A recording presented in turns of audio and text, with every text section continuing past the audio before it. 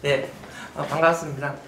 화기애애하게 2시간 동안 쓰레기 얘기를 해보도록 하겠습니다.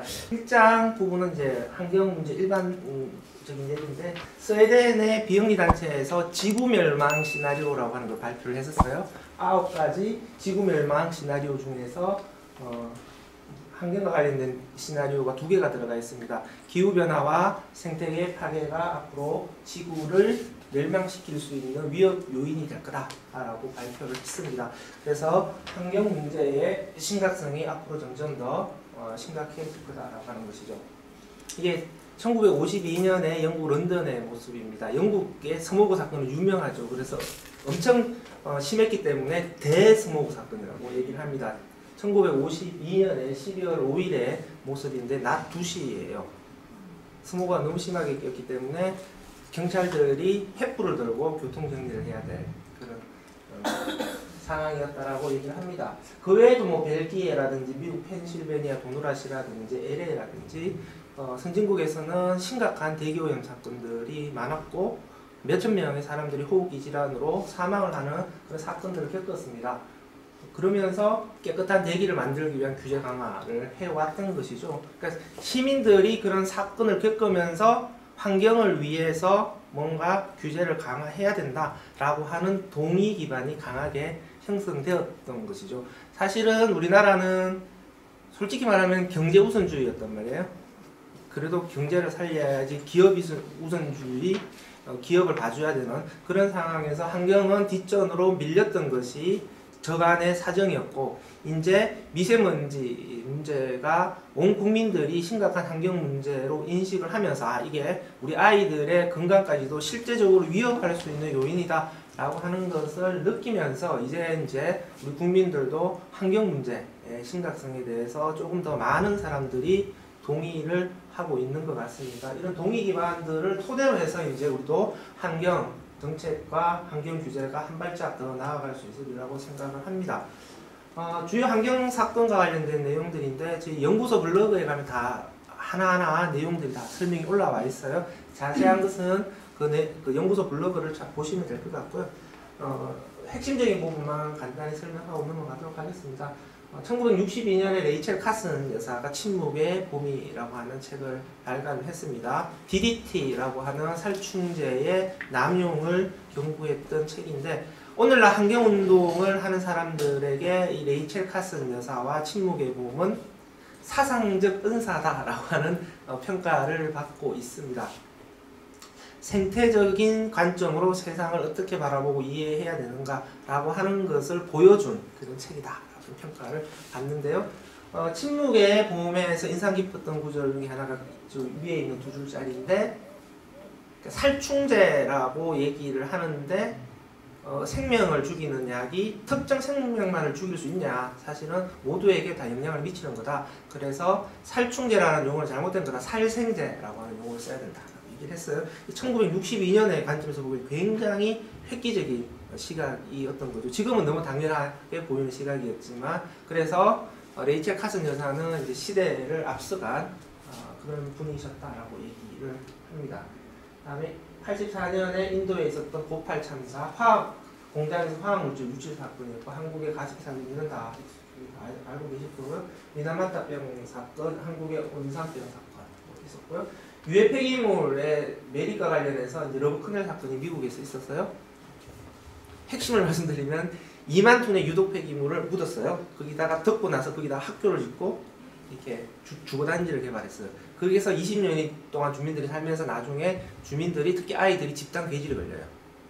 이게 러브커넬 사건이고, 유해 폐기물의 매립으로 인해서 어떠한 문제가 발생하는 것을 보여주는 대표적인 사건인데, 얼마 전에 우리나라 지금 장전마을, 익산의 장전마을에 지금 주민들 집단 발병하셨고, 거기에 또 유해 폐기물 불법 매립했던 사건이었어요. 이게 한국판 러브커넬 사건이다 라는 얘기도 나오고 있죠. 다음에 바젤 협약이라고 있죠. 바젤 협약이라고 하는 것은 유해 폐기물을 선진국에서 후진국으로 수출하는 것을 통제하는 협약이에요. 그러니까 유해 폐기물을 선진국에서 후진국으로 수출을 할 때는 수출하는 국가, 수입하는 국가 모두의 허락을 받아라. 이게 바젤 협약이에요. 금지하는 게 아니고 허락을 받아라. 그런데 허락을 받으라고 하면은 정부가 허락을 못 해주죠. 폐기물을 수입하는 국가 입장에서는. 그래서 사실상 폐기물의 수출입을 금지하는 그런 효과를 가진다라고 얘기를 하는데, 바젤 협약이 왜 만들어졌는가를 보여준 사건이 있었어요. 그게 1986년도 이때 벌어졌던 사건인데, 미국 필라델피아에 소각장이 있었는데, 소각장에 소각을 하게 되면 소각제가 나오게 되겠죠. 그래서 소각제가 유해 폐기물이에요. 그래서 소각제를 매립장에서 아무도 안 받아주는 거죠. 그 유해 폐기물이니까 안 받을 거야. 니들이 알아서 해. 그래서 쌓아둡니다. 12,000톤까지 소각제가 필라델피아 소각장 내에서 그냥 쌓여요. 도저히 보관할 장소가 없어지니까 필라델피아 소각장에서 야, 이거 미국 밖에서 좀 처리해줘 라고 어느 선적 회사에 부탁을 합니다. 돈을 주고. 그래서 12,000톤의 소각제를 싣고 미국 밖에서 처리하려고 돌아다니는데 아무도 안 받아줘요. 그러다가 4,000톤을 IT에 해변가에 처리를 합니다. 어떻게 처리하냐? 비료라고 속여요. 그리고 나서 나머지 8,000톤이 남죠. 8,000톤을 싣고 돌아다니다가 2년 뒤에 싱가포르항에 저 배가 입항을 해요. 그런데 싱가포르항에 들어왔을 때 저 배는 텅텅 비어 있었어요. 8,000톤의 소각제는 대서양에 뿌렸던 거군요. 그러면서 선진국이 자국의 환경 규제 강화로 인해서 유해 폐기물을 자국 후진국가로 보내서 수출하는 문제가 발생하고 있다. 앞으로 더 심각해질 거다. 그래서 이 문제를 막아야 된다. 라고 해서 1988년에 스위스 바젤에서 모여서 폐기물의 이동과 관련된 협약을 체결합니다. 그게 유명한 바젤 협약이었고, 원래 얼마 전에 바젤 협약 당사자 총회가 열렸어요. 원래 바젤 협약 당사국 총회에서 결정된 주요 결정이 뭐냐 하면은 플라스틱이 바젤 협약 통제 대상 폐기물로 포함됐어요. 이 말은 뭐냐면은 플라스틱을 유해 폐기물로 분류를 해버린 거예요. 그래서 선진국에서 동남아시아나 아프리카 이런 쪽에 플라스틱 폐기물을 수출하려면 그 해당 국가의 허가를 받아야 돼요. 그래서 플라스틱 폐기물의 선진국에서의 수출을 사실상 금지하는 효과를 가지고 있다라고 얘기를 하고, 지금 선진국의 재활용 업체들은 난리예요. 2018년에 중국에서 쓰레기 수입 금지를 한 것보다도 이게 더 큰 영향을 미칠 거다라고 얘기를 할 정도입니다. 이건 2000년대 이후에 불거졌던 전기전자 폐기물의 수출 사건이 되겠죠. 중국에서 전기전자 폐기물이 재활용되는 거, 아프리카 가나에서 전기전자 폐기물이 재활용되는 모습들입니다. 선진국에서 발생한 전기전자 폐기물이 자국 내에서 재활용되지 못하고 중국이나 이런 아프리카 쪽으로 가는데, 처음에는 중국으로 몰렸다가 자꾸 문제가 되니까 중국에서 규제를 좀 강화해요. 그러다 보니 이게 아프리카로 옮겨가요. 2000년대 초반 중국, 2010년대 아프리카 가나입니다. 근데 전기전자 폐기물 안에는 되게 돈이 되는 금속도 많지만, 그 금속 안에는 납땜을 비롯해서 굉장히 많은 중금속들이 사용이 되죠. 그래서 재활용을 잘못하게 되면 그런 중금속 물질들이 재활용 과정에서 환경으로 다 유출돼요. 그런 문제가 발생을 하게 되는 거죠. 여기에 사람의 현수 있죠. 이것을 위장예술이라고 합니다. 현대예술의 한 분야입니다. 리우 블린이라고 하는 작가가 찍은 작품이에요. 슈퍼마켓이라는 작품인데, 슈퍼마켓 진열대 복장을 입고서 찍은 거죠. 그래서 슈퍼마켓 진열대에 싹 숨어버린 거죠. 이 작품이 의미하는 것은 소비에 녹아 들어가 있는 현대인의 삶을 풍자한다라고 얘기를 합니다. 그래서 오늘날의 환경 문제는 소비와 생산의 문제다라고 얘기를 하죠. 현대인 한 사람이 사용하는 에너지양은 사양고래 한 마리가 움직이는 에너지양과 맞먹는다라고 얘기를 합니다. 500년 동안 인구가 10배 증가하는 동안 에너지 사용량은 110배 증가를 했습니다. 특히 2차 세계대전 이후에 자원과 에너지 사용량은 기하급수적으로 증가를 했어요. 2014년 기준으로 한국은 온실가스 배출량 세계 7위입니다. 7위. 2019년이잖아요. 그 사이에 한국이 엄청나게 많은 노력을 했습니다. 그래서 현재 한국은 온실가스 배출량 세계 6위로 올라왔습니다. 그리고 1990년 대비 이산화탄소 1인당 배출량 증가율은 세계 1위입니다. 지금.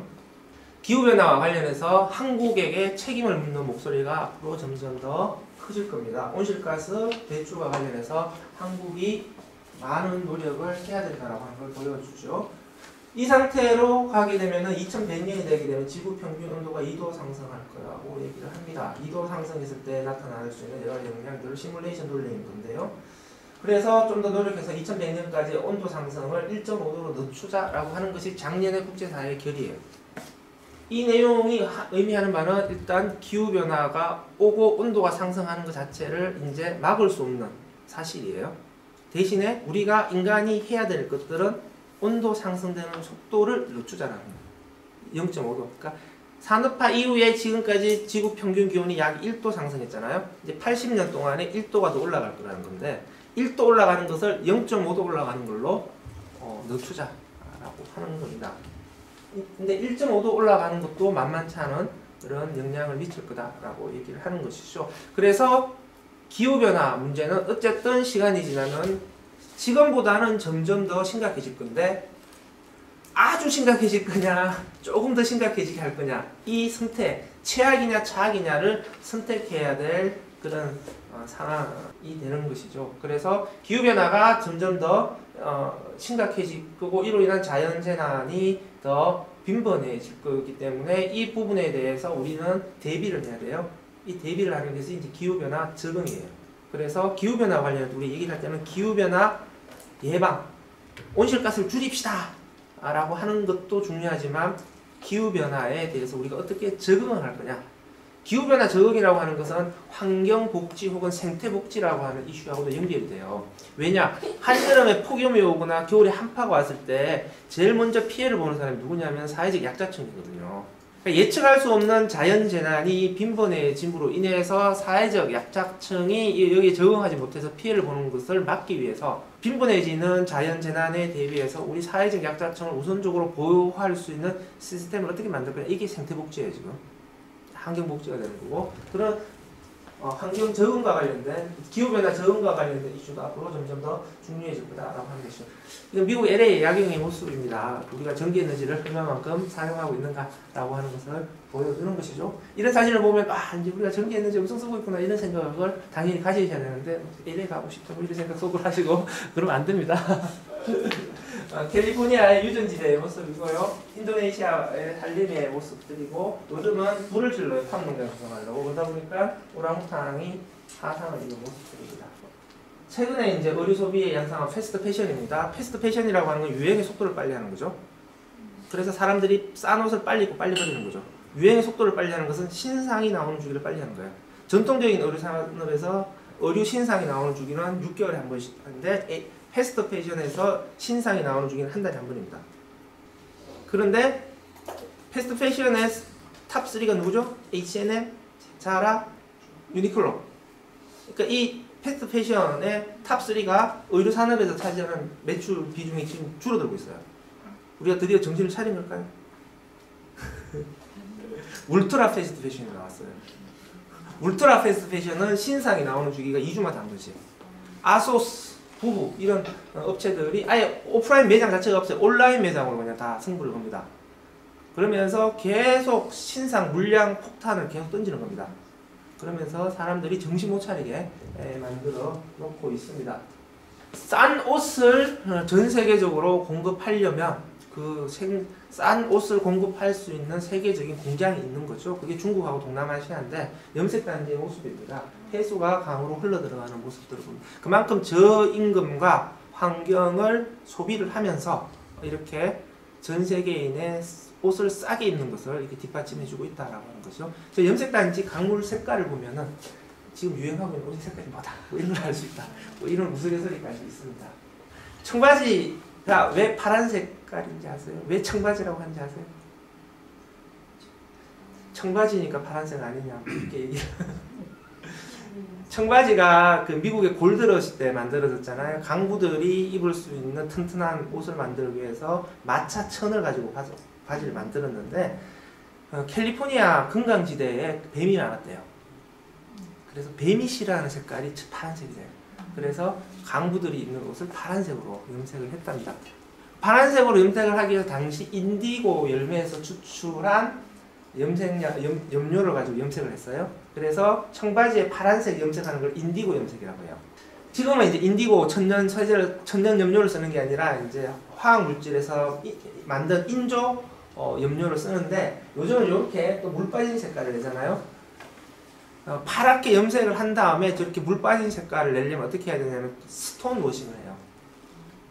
스톤 워싱. 터키에서 나오는 경석이라고 하는 돌멩이를 집어넣어요, 같이 세탁기에. 그래서 여러 번 돌리게 되면은 저런 물 빠진 색깔이 나옵니다. 스톤 워싱을 해야 되니까 뭐예요? 폐수가 많이 발생합니다. 청바지 하나 한 벌을 만들기 위해서 다른 옷에 비해서 폐수가 많이 발생합니다. 그래서 청바지를 입지 말자 이런 캠페인을 벌이려고 하는 게 아니고 청바지를 자주 입지 말자. 온라인 인사 서비스 업체 무빙가에서 20개국 대상으로 해서 옷장에 쟁겨놓은 것들 중에서 안 입는 옷이 얼마냐? 이거 조사를 한번 해서 한국이 빠져있으면 몰라요. 한국은 1등이 벨기에입니다. 88%가 안 입는 옷이더라. 이런 거예요. 그만큼 우리가 이제 불필요한 소비가 많아지고 있다라고 하는 것들을 또 보여주는 게 되겠습니다. 우리의 소비의 모습을 극단적으로 보여주는 게 이 사진이라고 생각을 합니다. 그래서 그린하우스를 넘어서 핫하우스라고까지 요즘은 얘기를 하죠. 기후변화로 인한 여러 생태계 영향의 모습들, 자연재난의 모습들. 지금 46억 년의 역사 속에서 5번의 생물 대멸종이 있었습니다. 지금 6번째 생물 대멸종이 진행되고 있다. 인간에 의해서. 그래서 파울 크리천이라고 하는 노벨 화학상을 받으신 분이 우리는 지금 인류세 시기에 살고 있다 이렇게 얘기를 했죠. 세계 야생기금에서 지구생명 보고서를 2년 단위로 내요. 그래서 생물 대멸종이 어떻게 진행되고 있는가라고 하는 걸 2년 단위로 모니터링해요. 가장 최근에 나온 보고서. 요거는 요 개념은 일단 한번 외워주시면 좋을 것 같아요. 생태 발자국이라고 합니다. 에컬로지컬 풋프린트라고 하는 지수가 있습니다. 인간이 사용하고 있는 에너지와 자원, 이것을 지구의 크기로 환산한 겁니다. 에컬로지컬 풋프린트의 생태 발자국 지표가 1이면 지구 하나를 의미해요. 1960년에 생태 발자국 지표가 0.8이었어요. 근데 2010년에 1.5로 올라가고 2018년에 1.7까지 올라갔어요. 2018년 기준으로 해서 인간이 사용하고 있는 자원과 에너지를 다 충당하기 위해서는 지구가 1.7개가 필요하다는 그런 거죠. 지구가 물리적으로 하나 이상 더 증가하기 힘들잖아요. 그런데 1.7개가 필요하다라고 하는 것은 어떤 의미냐면은 우리가 생태계에 있는 자원을 쓰게 되면은 생태계는 다시 복원을 해요. 자기 회복력이죠. 근데 생태계가 회복하는 속도보다도 우리가 생태계를 이용하면서 파괴하는 속도가 훨씬 더 크다라고 하는 걸 의미합니다. 생태계의 지속 가능성이 파괴된 상태를 의미하죠. 그래서 우리는 지구 생태계를 이용할 수 있지만 우리 후손들로 갈수록 지구 생태계를 이용할 수 없다. 그래서 우리 후손들에게 가난한 지구를 물려줘야 된다. 이런 것을 의미하는 겁니다. 전 세계 사람들이 미국 사람처럼 살면 지구가 5개 필요하대요. 그리고 한국 사람처럼 살면 3개 반이 필요하다. 인도 사람처럼 살면 0.7개가 필요하다라고 얘기를 합니다. 그래서 환경을 보호하기 위해서 우리가 가야 될 길이 뭐냐? 이게 이제 지속 가능한 발전이다라고 하는 겁니다. 1987년에 유엔에서 보고서가 나옵니다. 그게 바로 우리 공동의 미래라고 하는 보고서예요. 여기에서 지속 가능한 발전의 개념이 정리가 됩니다. 미래 세대가 그들의 필요를 충족시킬 능력을 제외하지 않으면서 현재 세대의 필요를 충족시키는 발전, 이 미래 세대의 발전입니다. 일단 지속 가능한 발전은 다 아실 거고, 지속 가능한 발전이 뭐다라고 하는 이 정의도 당연히 이제 이런 강의를 들으시는 분들은 다 외우셔야 되겠죠. 힘드신 건가요? 억지로 외우려고 하지 마시고 이 정의의 핵심 사항만 그러니까 이해를 하시면 돼요. 여기서 가장 중요한 사항은 세대 개념이에요. 세대 개념. 세대 개념이 환경 문제와 관련해서 나왔어요. 환경 문제라고 하는 것은 세대 내의 문제가 아니라는 거죠. 우리가 기후변화를 얘기할 때 2100년을 얘기하잖아요. 기후변화는 장기간에 걸쳐서 영향들이 나타나고 있는 것이기 때문에 세대 간의 문제다라고 하는 것이죠. 그래서 환경 문제에 대한 대책을 세울 때는 환경 문제를 볼 때는 우리 세대 내의 문제로만 보지 말고 앞으로 우리 후손들에게 어떤 영향을 미칠까라고 하는 것들을 보면서 우리 현 세대의 소비라든지 자원 이용이라든지 이런 것들을 조정해야 된다라고 하는 것이 지속 가능한 발전의 핵심적인 내용들이 되는 겁니다. 당연한 얘기 같지만 사실은 굉장히 이게 의미가 있는 거예요. 정치에게 굉장히 큰 메시지를 던지고 있는 것이죠. 당면한 과제에 대해서 자꾸 얘기하지 말고 우리 아이들을 위한 아주 장기적인 시각에서 정책을 세워라 라고 하는 것을 요구하는 것이죠. 요즘은 이제 유엔에서 이 SDGs 지속가능 발전 목표라고 하는 것을 제시를 합니다. 지속가능한 발전을 위해서 무엇을 해야 될 것인가와 관련된 세부 실천 지침들을 정리한 게 되겠고 17가지의 카테고리에서 다시 세부 실천 지침들이 나오고 있고 쓰레기와 관련된 부분들은 지속가능한 소비와 생산 이 영역에서 주로 다루고 있습니다. 그래서 2030년까지 어떻게 해야 될 거냐 뭐 이런 것들에 대해서 세부 아젠다들이 나와 있습니다. 쓰레기 관리의 역사는 비생의 시대에서 위생의 시대 그리고 자원순환의 시대 다음은 쓰레기 제로의 시대 이렇게 발전 단계를 거치게 됩니다. 중세 시대에는 굉장히 더러웠죠. 가정에서 오물이 발생하면은 이 오물을 누군가가 치워주는 시스템이 없었던 거죠. 그래서 가정에서 오물이 나오면은 요강책을 문 밖으로 그냥 부어버린 거죠. 그럼 길 가다가 아침에 맞는 거죠. 이게 뭐 아침에 그냥 똥벼락을 맞는 겁니다. 기분 더럽게 나쁘겠죠. 그래서 프랑스 파리에서는 법을 만들었어요. 중세 시대 때. 야, 요강 부을 때 소리 질러라. 이런 법을 만드는 거였다고 하는데 그러다 보니 어떻게 돼요? 도시 전체가 똥오줌으로 뒤범벅이 되죠. 굉장히 위생에 문제가 발생합니다. 그래서 주기적으로 전염병이 발생하고 그러면서 더러워서 못 살겠다. 좀 깨끗하게 살자. 그러면서 도시에서 발생하는 오물을 청소해주는, 치워주는 시스템이 도입되게 됩니다. 쓰레기 정책의 시작이라고 얘기를 합니다. 따라서 쓰레기 정책의 시작은 위생관념에서 시작을 했다 라고 얘기를 합니다. 그러니까 쓰레기 정책의 시작은 위생이었고 쓰레기 정책의 본질은 오늘날에도 위생과 안전이에요. 우리가 쓰레기와 관련해서 자원순환, 재활용 이런 것 하도 강조하면서 마치 그게 전부인 것처럼 얘기하는데 우리가 쓰레기 관리와 관련해서 자원순환, 재활용 이렇게 얘기를 하는 것은 쓰레기 관리와 관련된 위생과 안전이 확보됐다라고 하는 걸 전제로 하는 거예요. 더러워도 괜찮으니까 재활용하자 이거 아니에요. 그 현대인들은 그것을 용납하기 힘듭니다. 극단적으로 자 주사기를 한번 예로 들어볼까요? 주사기 옛날에 다 소독해서 재사용했잖아요. 자원순환의 관점에서 보게 되면 옛날이 훨씬 좋았던 거예요. 일회용 주사기를 안 쓴 거잖아요. 세상에 일회용품을 안 쓰고 재사용품을 써도 좋았던 시절. 근데 이게 다 일회용품으로 바뀐 거예요. 근데 주사기가 일회용품에 바뀐 것에 대해서 아무도 문제제기를 하지 않습니다. 오히려 지금 시대에는 주사기를 재사용하는 것에 대해서 사람들이 다 경기를 일으키죠. 그러니까 자원순환이라고 하는 가치보다 안전이라고 하는 가치가 어쨌든 더 중요한 개념이다라고 하는 것이죠. 따라서 오늘날에 우리가 자원순환을 한다라고 했을 때는 쓰레기 관리와 관련된 위생과 안전을 확보하면서 자원순환도 같이 해야 되는 그런 과제들을 함께 되는 겁니다.